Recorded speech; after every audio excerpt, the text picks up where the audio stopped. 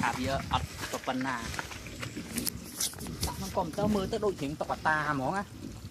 gặp đôi OD chỉ nói được iPhone á iPhone OD chỉ nói dùng sửa vô tới điện thoại mà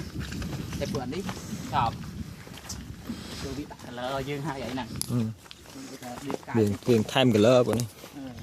แต่กล้องบ่ iPhone นี่นะโยบ LG ធ្វើឲ្យ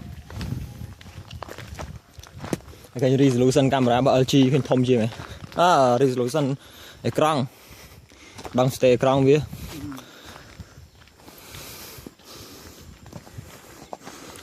អូជាក់ស្រួលណាស់អ្នកអើយអ្នក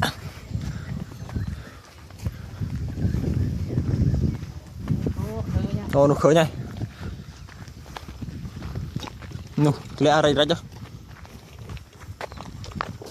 លាក់អីនោះ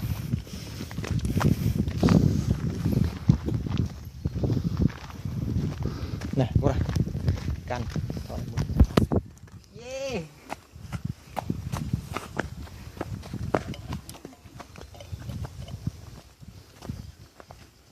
ដល់ត្រើយ